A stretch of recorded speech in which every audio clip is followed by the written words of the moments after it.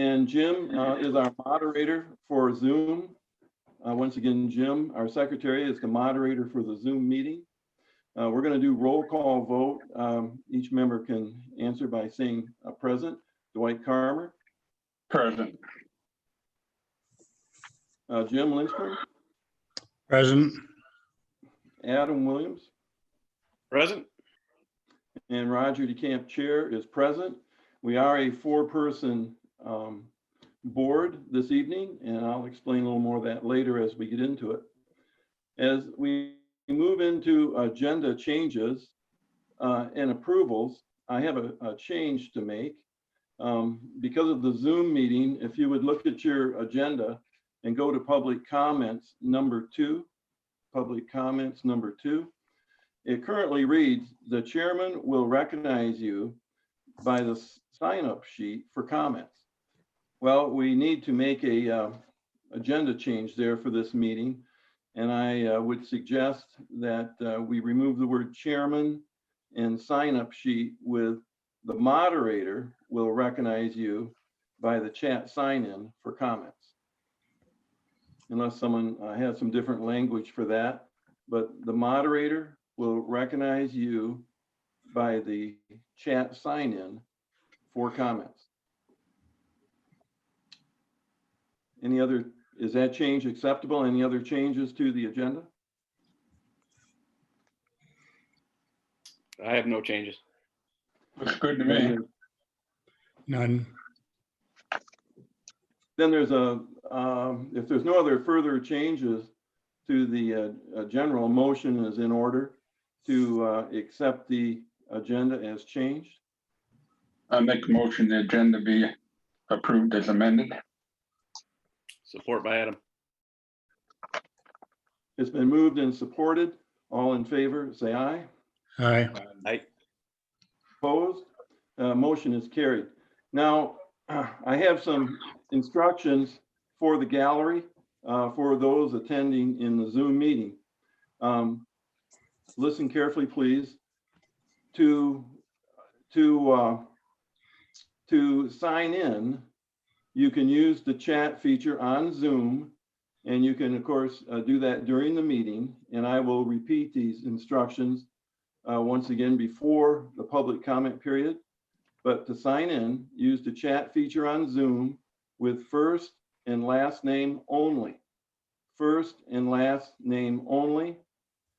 Please do not enter comments through the chat sign-in. I'll repeat that. Please do not enter comments through the chat sign-in. It overloads the moderator's sidebar where the people's names will be that we're going to call on for public comment. And we could, it overloads the sidebar, mingles the names into your chat, and we could easily miss someone. So please do not chat in. And Jim, during the meeting as moderator, somebody could join and not know those instructions, and you may have to pause and remind them or ask me to, either way. Once again, I'll repeat these prior to the public comment, and there'll be plenty of time to sign in even at the top of the public comment. We're going to work through that. So thanks for your cooperation in that. The next thing we have on our agenda is review and approve the minutes of the February 24th regular PC meeting. I know the members all have a copy. And if you need to look that over, if you have questions, now is the time.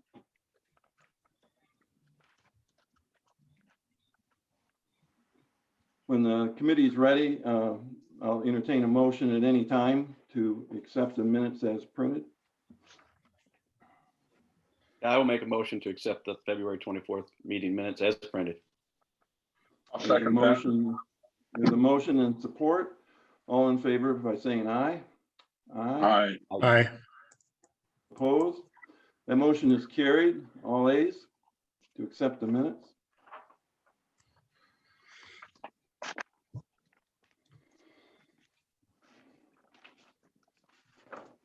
Reports, Zoning Board of Appeals, Dwight. Haven't had any meetings. I've had two different driveways where people wanted to put a third house on a private easement and use the existing driveway, which we covered, I think, in our last meeting, which they were made to put their own driveway in. I have another variance right now pending. Lady wants to put a shed right on top of the road, which doesn't look very feasible. So we're looking at that. So that'll be Okay, it. Yeah, thank you. Is that all, Dwight? Yes. Township Board, I put some notes in there. The ex officio member to be announced. And for the benefit of the PC and those attending the meeting, Debbie Miller was our ex officio member.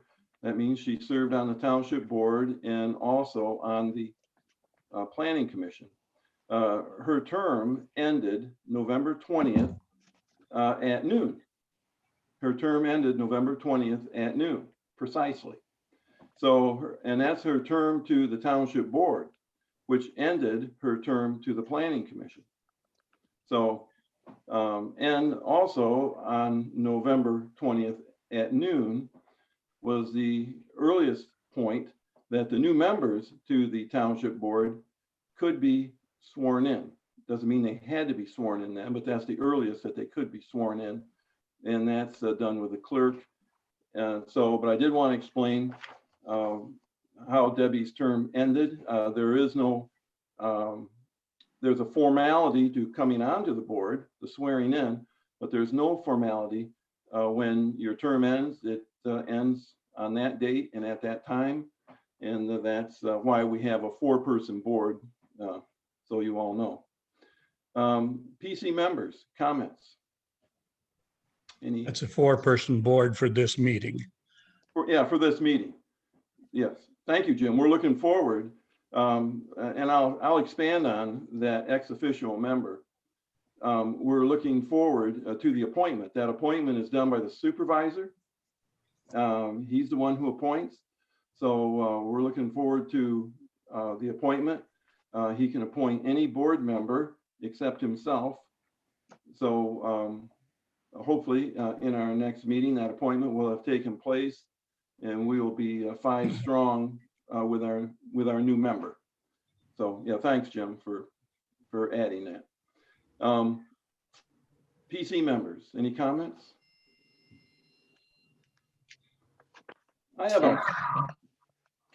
I have one, and it's a letter I would like to read into the minutes and into the meeting. And I've sent the secretary a copy so it can be attached to the public record. Letters dated November 23rd, 2020. It's to Debbie Miller. On behalf of the Rives Township Planning Commission members and myself, we would like to thank you for your service, your dedication, and the excellent work you have done while serving. The Rives Township Board, Planning Commission, and community can all say, job well done. Sincerely, Roger DeCamp, Chairman. And we're just thrilled with the work that Debbie did, and that'll be part of the public record. Any further comments? If not, we will move along to our business at hand. I named this business Recapture and Recollect, and it's we need to not only recapture and recollect our thoughts, but perhaps recapture and recollect our paperwork where we left off, and help each other recover and get started. I have a few things prepared, and before I start, was there any of the members that had anything that they wanted to bring up in this recovery and getting going forward again? I know it hasn't been easy for me to dig through and get things going again.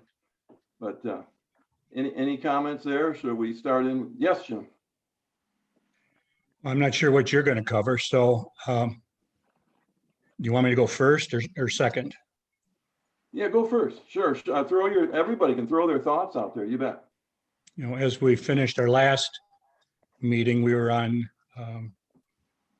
draft number 6 of the industrial zone ordinance rewrite or expansion or clarification.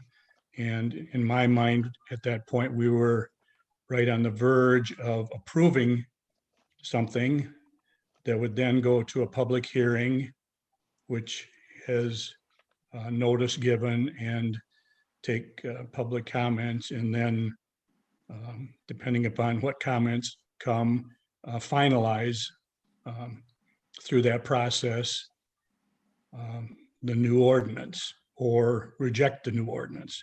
So that's, I think we're that close in my memory as I remembered back then, and then as I reviewed my notes for this meeting. I think we're getting close to that finalization. I would certainly agree with that, Jim. I mean, I went back through and read drafts 4, 5, and then the newest one just to try to refresh my memory in what direction we were headed and the changes that were made at the last meeting. Obviously, that was some time ago, but I think you're absolutely correct with that. Yeah, I agree. In the big picture, that's exactly, we're on draft 6, and it feels certainly like we're coming down the final stretch. I have some things to bring up. There are details that I want to get your opinions on. And the next thing we have to remember, and I'm very sensitive to this, we have a new member coming on because it's we all knew it. It's an election year, and Debbie wasn't seeking the board appointment or a place on the township board. There was open seats, and now that has taken place, and we're awaiting that appointment. And it's important to me as chairman that we don't leave anyone behind. This new member, and we're going to have to now bring our new member up to speed. As well as ourselves, but this new member has got to be brought up to speed, and that will be probably undetermined. I don't set a timeline on that, but of course as quickly as possible. But they have to be, as all of us have to be prepared to go to public hearing. We have to understand our ordinance, the new ordinance, and so does the new member. So we've got to do that, and I'm anxious to get this person on board. So do we all agree with that? I think it would be a good idea to have a full board when we do decide to pass it on to a public hearing. Yes. Oh, absolutely. Yeah. Yeah, I wouldn't attempt doing this with a partial board.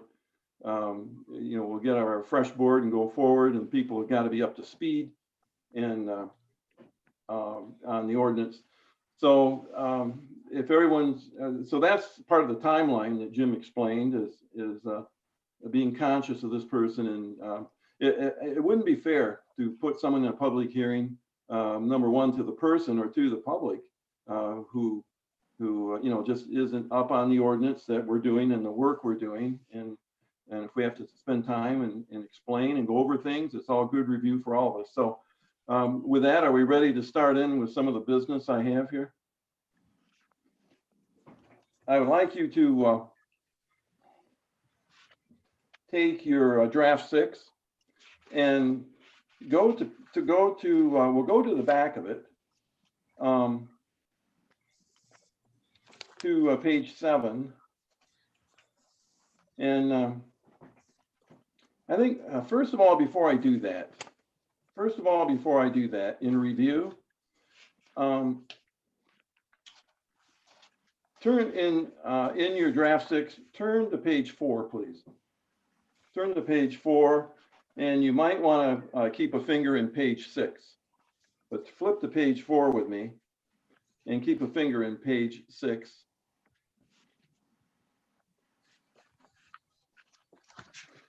So on page 4, we see conditional uses there.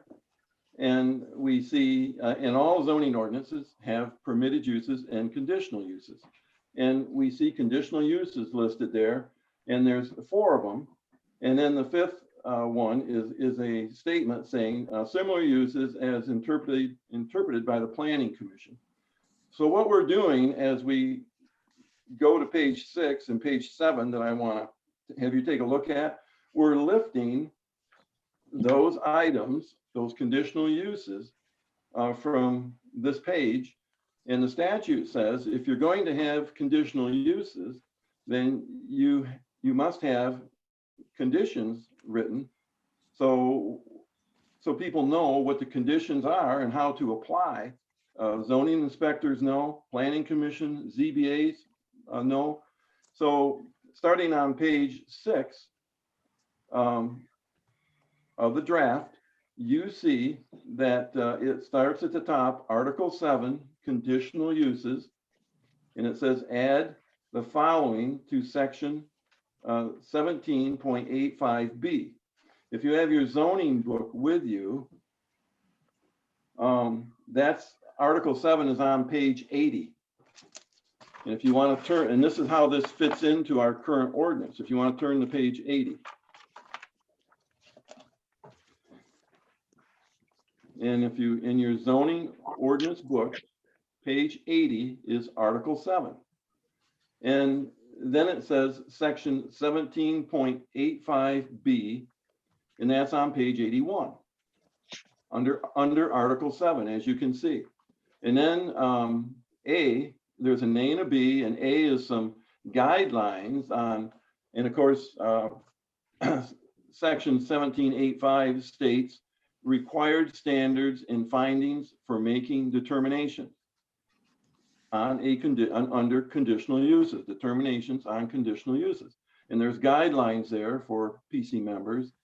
And then we go to B, and that's where these definitions in our current ordinance book starts in. And that's what we have on page 6 and 7 is definitions that will go into our ordinance for the industrial district.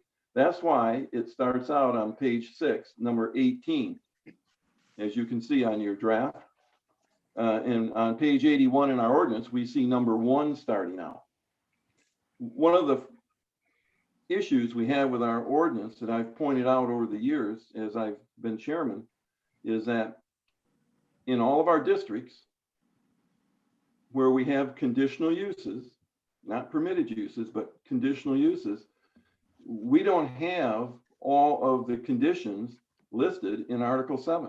We have a lot of them, but we don't have them all. And that's something that is a big job, and we want to do it and get things right.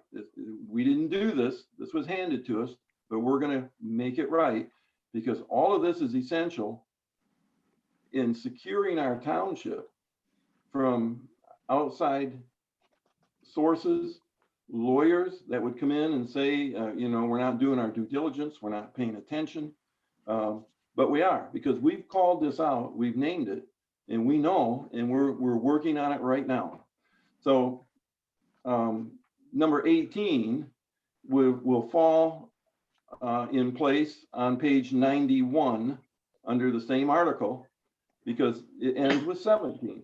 So when this stuff goes into our ordinance book, it will be on page 91 or 92, but it'll be right behind number 17, and that's why it starts out with 18 on page 6. Any questions about that? Okay, then let's move to. So Roger, those conditions that we've listed are minimum conditions. Those can be added to in a review of a specific request. Is that true? They are, yes, and Jim, it's a good point. The statute says we have to have conditions, and it doesn't tell us we can have core conditions, basic conditions. We can have lots of detail for conditions.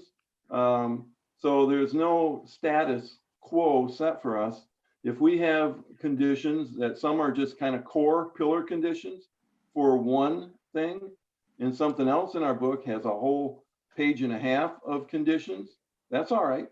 And furthermore, we have the ability to write on any piece of business, we have the ability to add conditions right on the spot.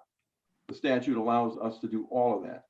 So there's nothing there that says we have to have a lot of detail. They can just be, it's whatever we decide. The statute says that we must have conditions listed if we list conditional uses. And that's what we've done on page 6 and 7. To the extent that we have to always remember, it's not about the planning commission. It's about applicants that look at something and it's listed as in any district. This isn't just about industrial. This is any district. They look at any conditional use and they say, what are the conditions I have to meet? Well, when we don't even provide any, that's a real problem. At least there has to be something. And then the planning commission can always add to it live on the spot, like you're suggesting. But anyways, I want everyone to understand how these articles fit into our book in this review. And I wanted to, any other questions, Jim? No, that's all. Anyone else?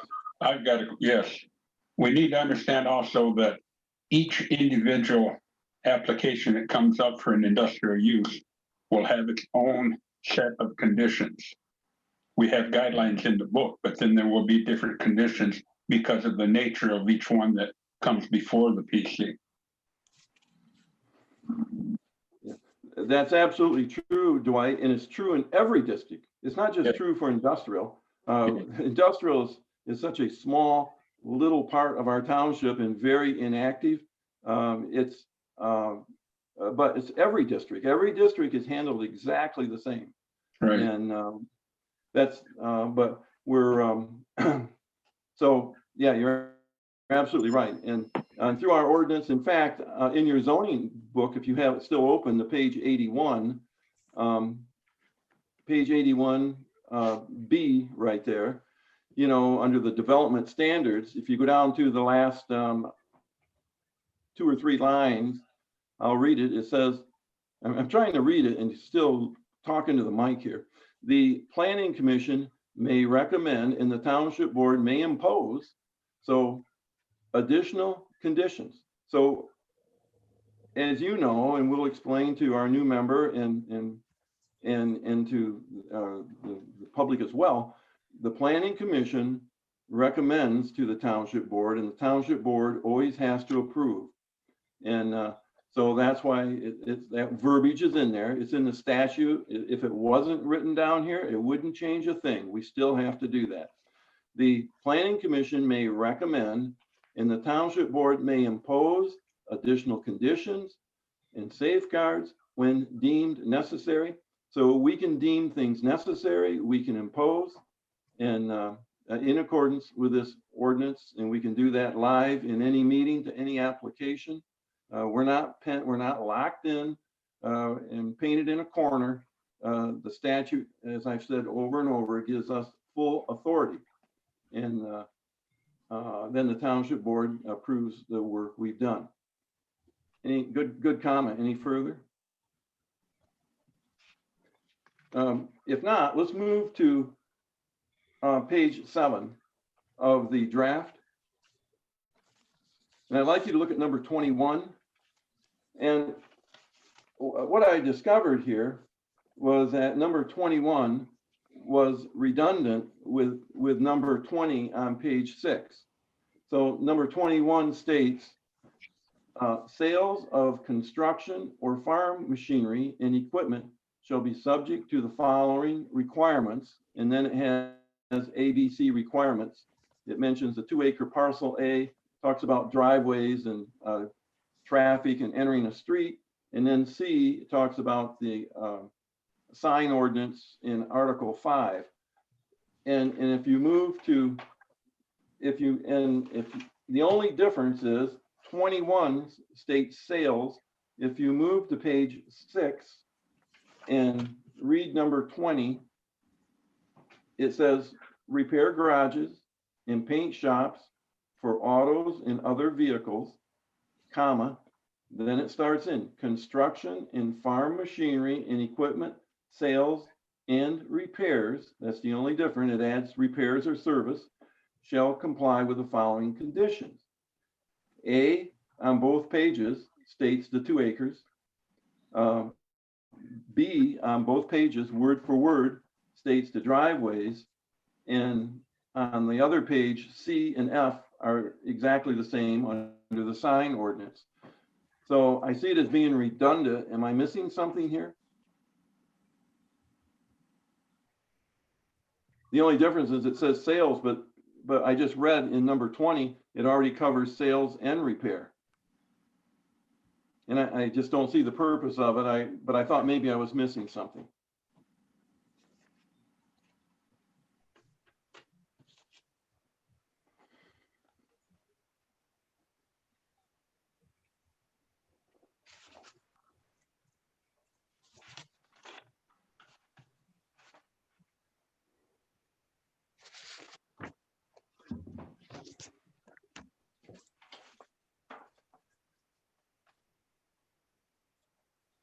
So as I read number 20, Roger, the lead-in sentence to that has 2 halves. The first one is repair, and the second one is sales and repair. So number 21, introductory sentence, only talks about sales, and it includes construction equipment, whereas 20 does not include sale of construction equipment, is my first observation, which would make it different. I mean, if you're looking for a way to weasel in or weasel out, that is a gap in my mind. It doesn't talk about sales of construction equipment in number 20. Talks about Take repair. another look at number 20. Right after the lead in with the comma, the first word is construction and farm machinery. You know, that, that to me is part of the first half, not the second half. Repair garages and paint shops for autos and other vehicles, construction and farm machinery. To me, that's the end of the first half. Then it starts the second half, equipment sales and repair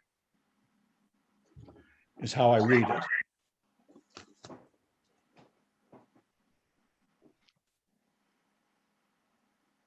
So the comma in the sentence isn't a break for you?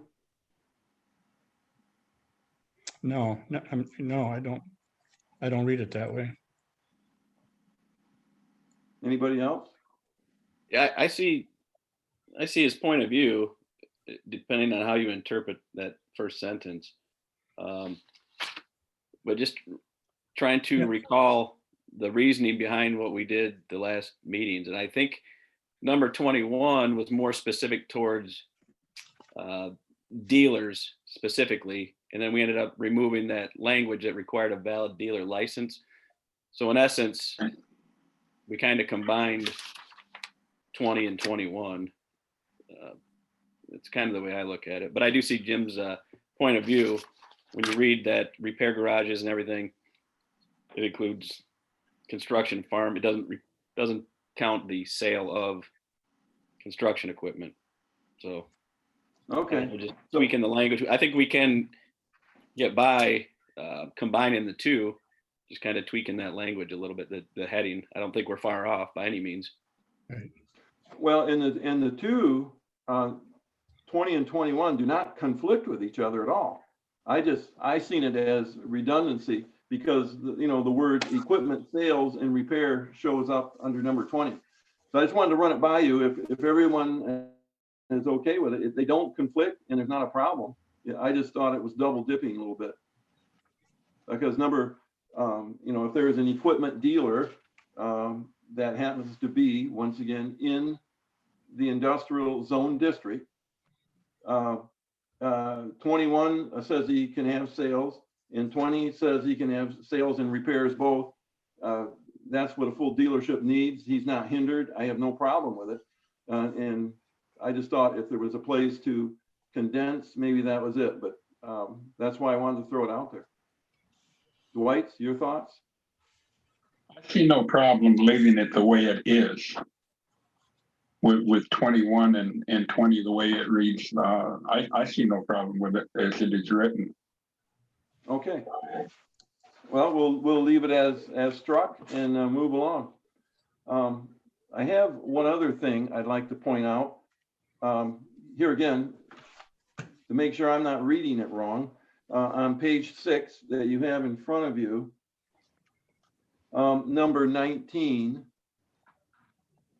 and there's A, B, C, D, and I'd like you to look at B as in boy. And the end of the second sentence, you know, you'll have to read it all through to make it flow. But at the end of the second sentence, where it starts with outdoor storage trailers, once again, Jim, following your line of thinking, and which I do, the whole lead in is about contractor office buildings being a permanent structure. And when I get to that outdoor storage, it feels to me like the word trailer was left off of that. It kind of left me hanging. Please, I'll be quiet so you can read that and concentrate. But because it continues with this whole contractor's office being permanent. Go ahead and read that to yourselves.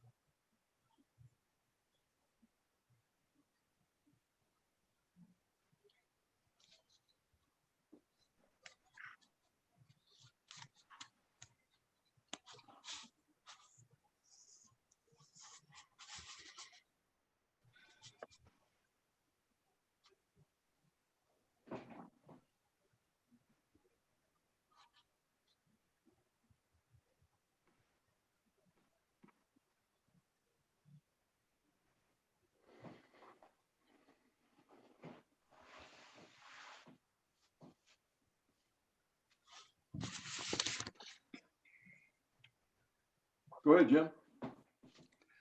As I read number B, boy, there's 3 points that it's making. One is the office has to be a permanent construction.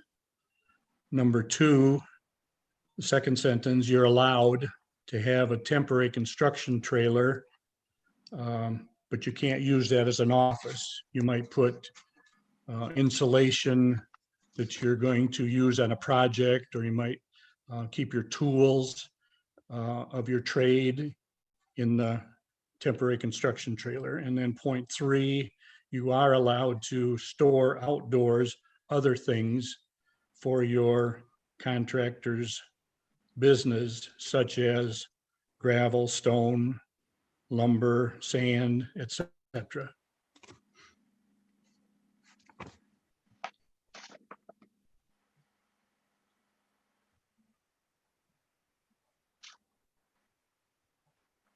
And I agree with you. I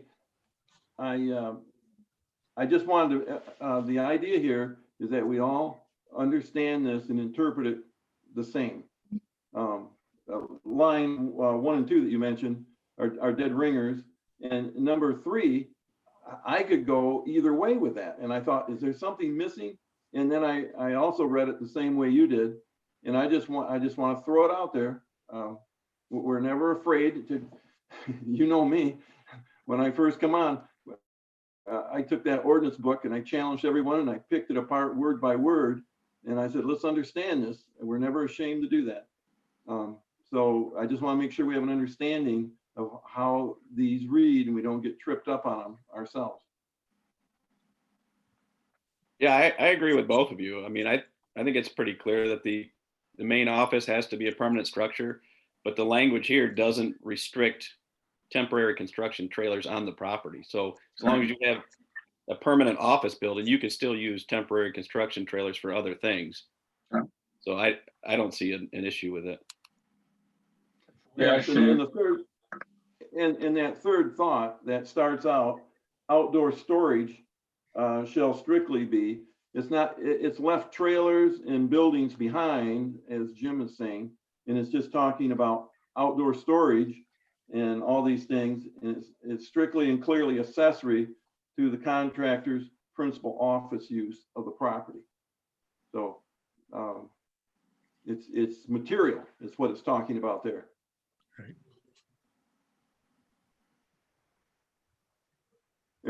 Everybody good on that? Okay.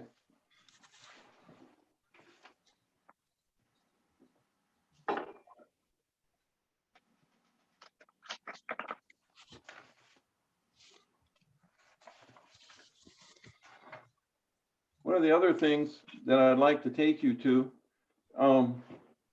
is back on page 7 of your draft.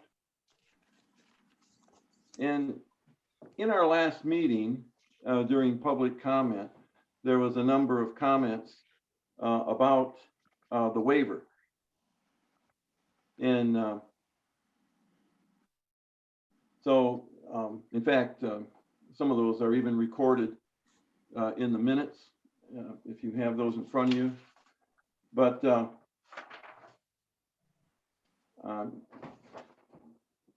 here's a comment. Concerned as to what number 22 waiver language covers. Another comment, concerned about waiver. Another comment, concerned about waiver language. And so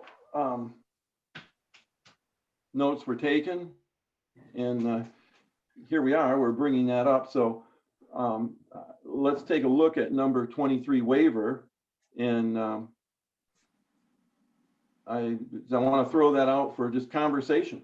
I'd like everyone to, read it and all be understanding and of one accord once again, and open the floor up to you. Go ahead.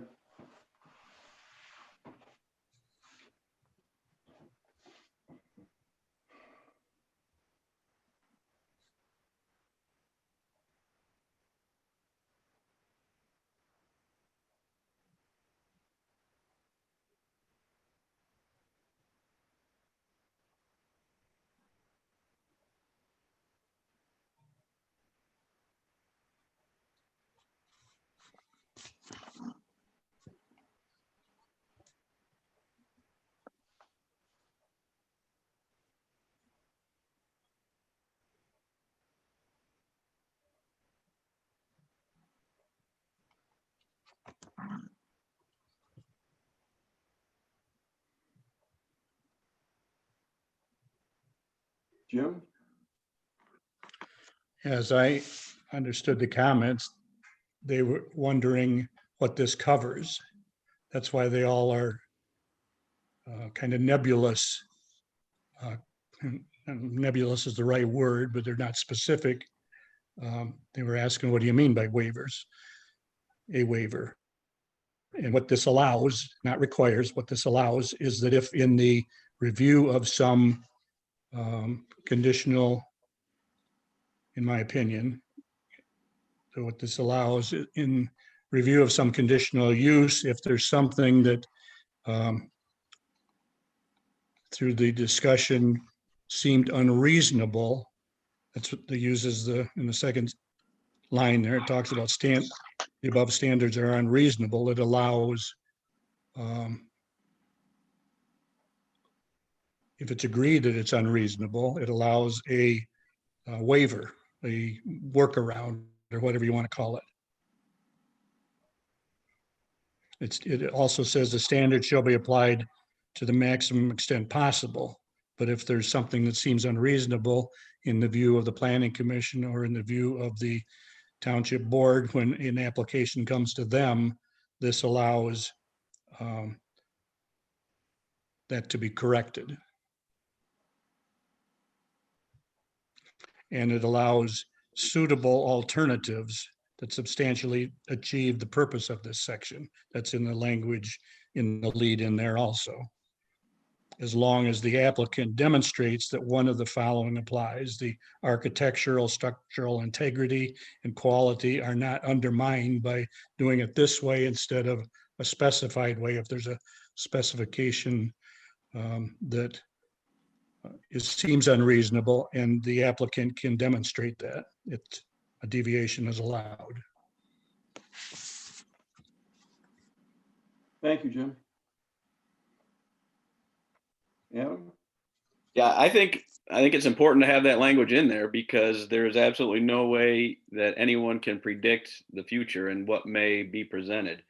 Obviously, there are rules that we still need to follow and recommendations to the board that need to be made, but there's no way to list every single business condition. So that's the waiver would allow someone to present their business plan or their idea to the board and move forward if it's feasible and it's best for the township and it's best for the community. I think that that's important to have that language in there. Dwight, your thoughts? Thanks. I think your thoughts?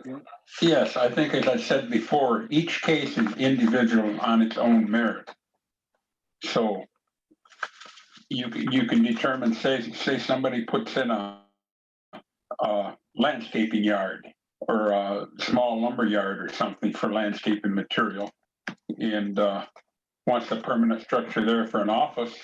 They may put up a pole barn type of building. I mean, we have people living in pole barns now throughout the township. So things like this need to be considered on a case-to-case basis, which we need the waiver in there, as I see it, to provide for that deviation.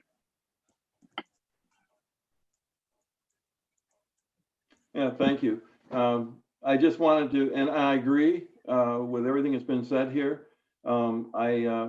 I think we have to keep things in context and understand that what we're talking about here is the conditional uses. Permitted uses are permitted uses. And this is directed at and in the section of definitions for conditional uses. And it's those ones we lift. That's why I took you to the previous pages, and those are the 4 conditions that we lifted off of there, and that's what we're talking about. And we're also addressing this in a specific district, which is industrial. And as we go through our ordinance, there's a couple of things I would like to see as we're doing in this ordinance. On page 4, we have the matrix for measurements here, right with the district.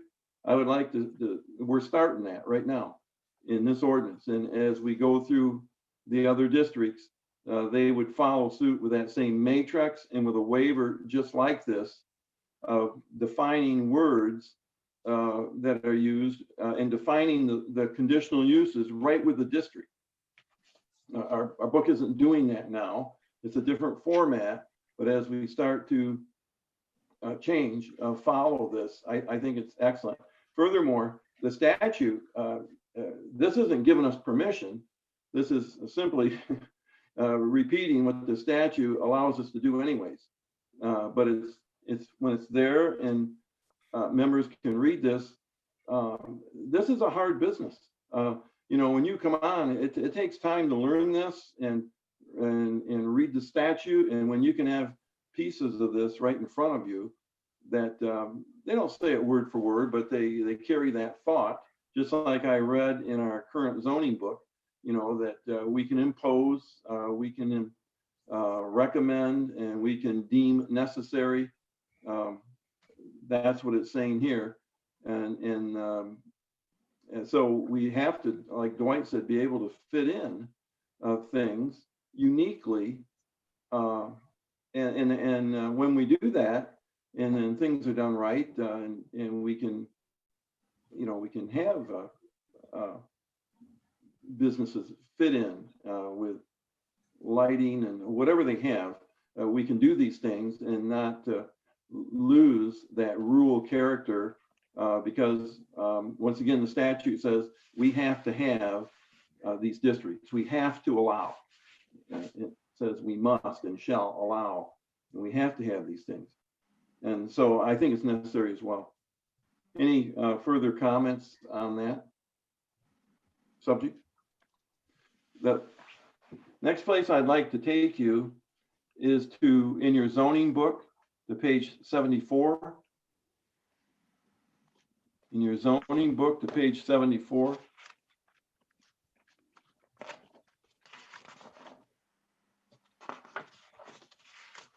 That's the matrix.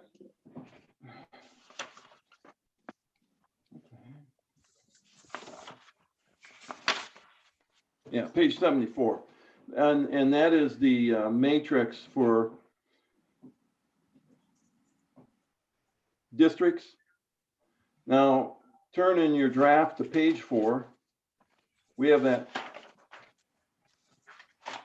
So in preparing to go forward, as we talked about at the very beginning of the meeting, one of the things with the zoning ordinance, we cannot make any changes to the zoning ordinance, the text, the maps are part of the ordinance, without going through the process of public hearing, advertising that information and those changes.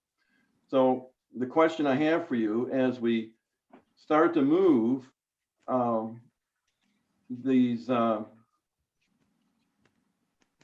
dimensional requirements to the individual district, like we're doing in the industrial that we have in draft 6, we have got to also include, as we prepare to go to public hearing at some point, we've got to make a change to the matrix on page 74 in the current ordinance. And my thoughts here are the word under the zoning district, the word industrial will stay there. The symbol I will stay there. And the other squares, minimum lot area, lot width, lot coverage, front, side, rear requirements, those boxes will be blanked out because it's covered on page 4 of the proposed ordinance here. And there would be, maybe those boxes are removed and that becomes a open strip of white paper there. And we have something written in there that tells us to reference or refer to or see light industrial district section 17.55C. And then that will take you, you can see on page 4, right above the matrix, dimensional requirements. You see the alpha character C right there. That is under, on the previous pages, you'll see that's section 17.55, and that's the C as in cat that I'm talking about right there. And it will reference you from page 74 to the industrial district in the book. But the most important thing is that change has to be included, in advertising and in part of our business. So we don't have to come back and have another meeting, another advertising. That's my thoughts. I'd like to hear yours. There's no doubt that obviously that page will have to be changed if this ordinance passes. after the whole process and the public hearings and whatnot. So if we change the front yard setbacks or one of those things, my thought is at this point, one step at a time, and I see where you're headed, Roger, and not that I disagree, but just for simplicity's sake, I like having one table with all of the requirements for each district, for agricultural, residential, commercial, everything listed in one location. Maybe once this entire ordinance book is revamped, then this page won't be necessary in the future, however many years from now that takes. But personally, I like having them all together. I mean, I would leave industrial in there and just update the information if it changes, it passes, or the changes pass.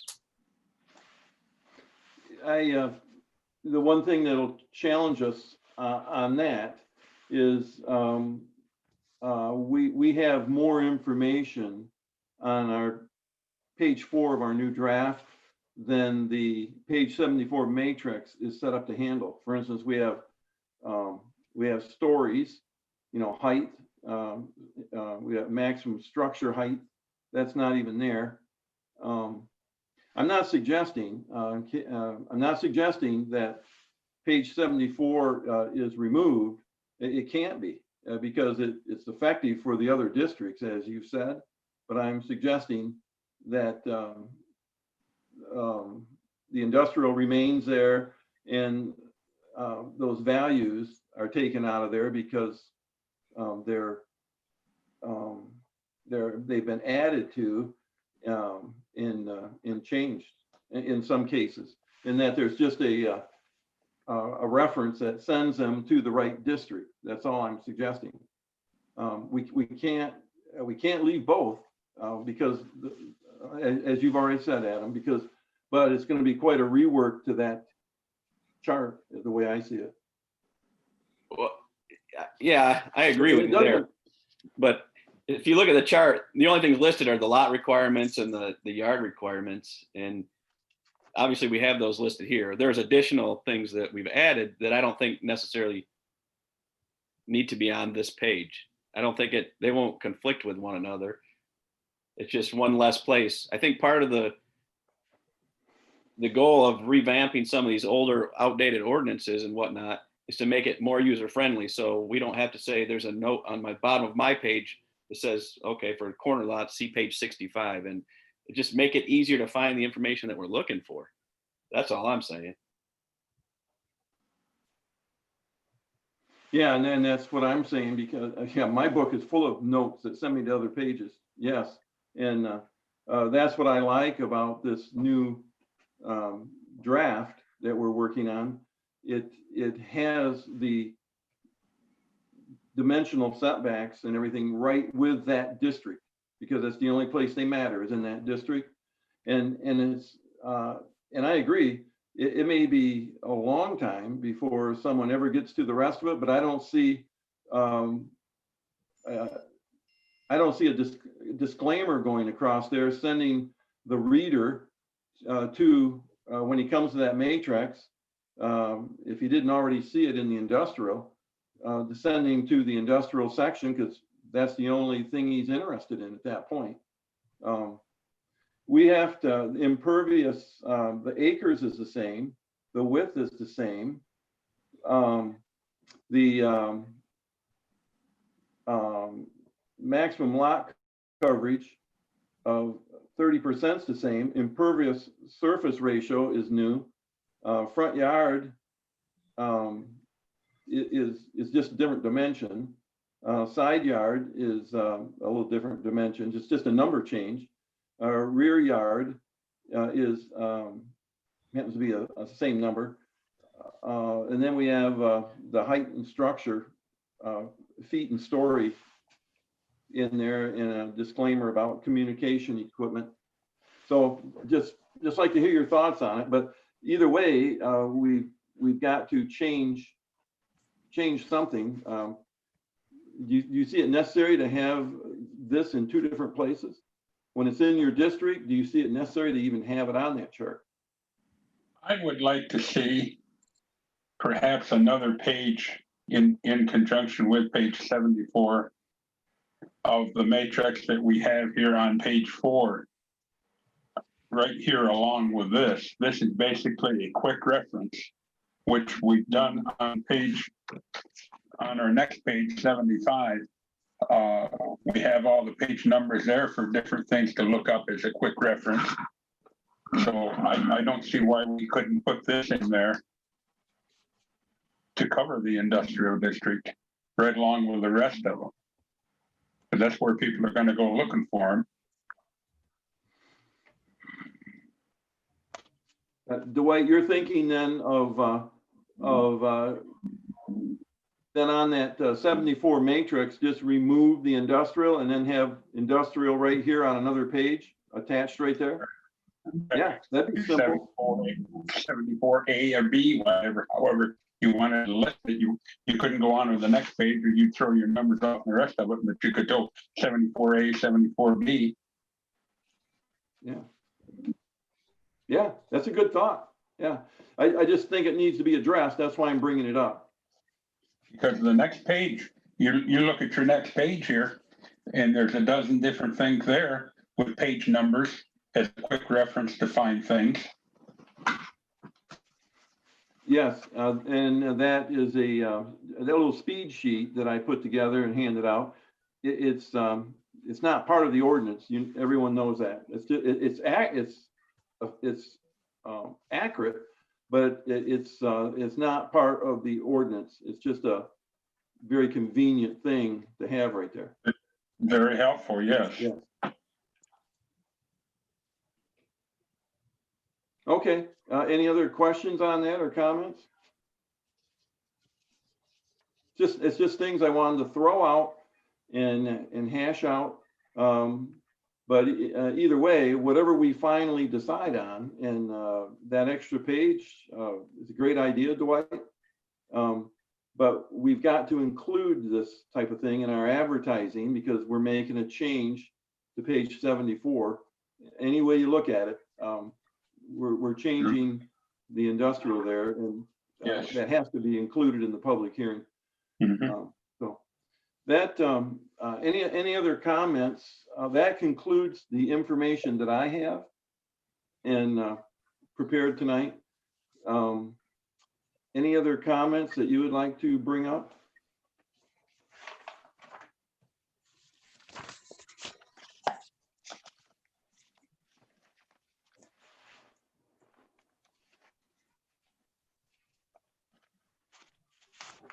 I'm not suggesting that I don't have more to talk about. I'm just saying that's what I've had prepared for tonight. So if there's nothing else to add, I would encourage, and we may have to go over these things again with a new member. Once again, I'm very sensitive about the new member. I don't want to leave anyone behind. I want everyone pulled along together. And if we have to review this, we will. And along with other things, and answer questions that the member may have when they have the draft in their hand and some of these things, so we can, whatever it takes to get everybody up to speed. So with that, we will start to come to our public comment. I will give the instructions for one more time for those that are in the Zoom meeting and maybe you joined late. We're asking you, we have amended number 2 under public comment, and for this meeting it reads, the moderator will recognize you by chat sign-in for comments. And we're asking you to use the chat feature on Zoom and send your first and last name only, and we're asking you, please do not enter comments through the chat feature. It overloads the moderator's sidebar screen where the names go, and I'm told that it becomes very difficult for the moderator to find those names where people want to speak. And our moderator in this meeting is Jim Lindstrom. Our secretary, he is the moderator. So Jim, is there anything you'd like to add to that? I don't see anybody in the chat room. Okay, well, we So will I'm- still open. I'm not sure that's the right answer, but Well, we will open the meeting for public comment. And say that once again, Roger. we're going to open the floor for public comment, and the time is 7:30. The floor is open.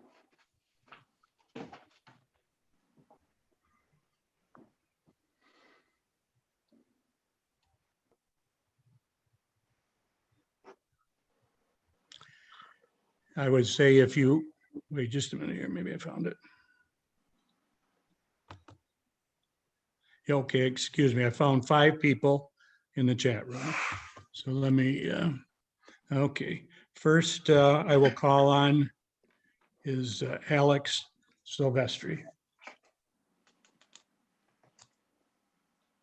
Proceed, Alex. Okay, can you hear me? Yes. All right. I wrote this down. I'll be quick. As always, these PC meetings never fail to be heavy on talk and light on results. This board has taken almost an entire year to come today in public to announce that they can make no decisions until the township board appoints a 5th member. You obviously have a quorum with 4, yet drag your feet waiting for a 5th member. You will inevitably leave in the dark like the last one. You're wasting the public's money and time. Make a decision or make room for someone who will make a decision. That's all I have. Thank you. Next person is Megan Short. Megan Short Mason. I would just like to ask that you please post a clean draft of the industrial draft ordinances as you create them. That way we can follow along during meetings. We shouldn't have to FOIA them after the fact. And then second, I'm just concerned about that waiver issue still. It does appear to be a backdoor for a development that wouldn't necessarily fit within the industrial ordinance. So I'm asking that we not leave any loopholes, any open doors for someone who does not fit within the parameters of the ordinance. So I would like that waiver to be removed just to keep the parameters tight for what does or does not fit in Rives Township. Thank you. Thank you.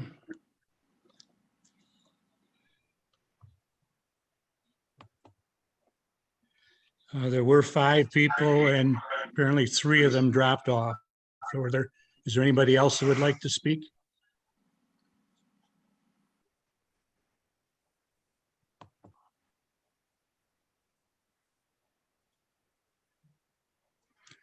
I don't see any other people in the chat room or entering the chat room now. I'll give it another minute or so, Jim. Okay.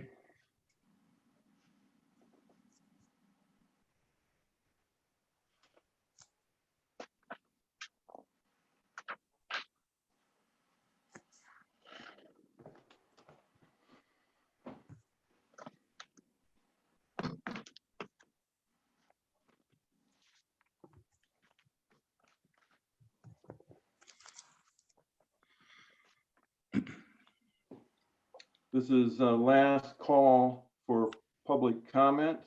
We're going to close the floor to public comment. Anyone there, Jim? Nobody's in the chat room or All right. requesting to be. Thank you. Public comment is closed and the time is 7:35.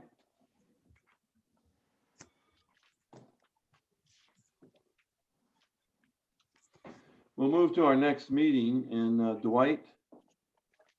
I have a conflict with the next scheduled meeting on the 28th, yes. I'd like it moved back before that date.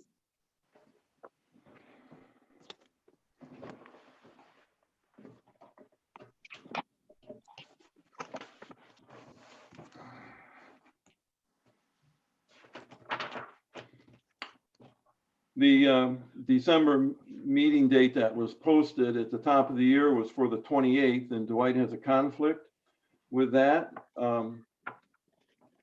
Dwight, is there a date that works? Any time before that would be fine. Okay. Adam? We're looking at December. Yeah, I'm mostly available. You want to keep it on a Monday, the week before? I know it's right before Christmas, but the 21st would work for me. Works for me. I'll make it work. Okay, Our next meeting date will then be December 21st at 6:30. And it will be via Zoom. Any other questions about that? If not, I'll call for adjournment. Is there a motion to adjourn? I make a motion, we adjourn the meeting. I'll There's been second a it. motion. And who supported that? I did. That was supported by Dwight. All in favor, say aye. Aye. Aye. I, That motion is carried and the meeting is adjourned at, I have about, what do you have, 7:38, Jim? I got 37, but All right. 7:37 it is. Thank you, everyone. This has been my first Zoom meeting. I've fooled around on Zoom with friends, but I thought it went quite well. It's difficult when there's things to hand out and stuff like that, but I sure hope it'll be much easier if we can meet in January together. I hope so. So, I hope so also. yes. thank you all for attending. Thanks. I guess we'll be Thank you. signing off.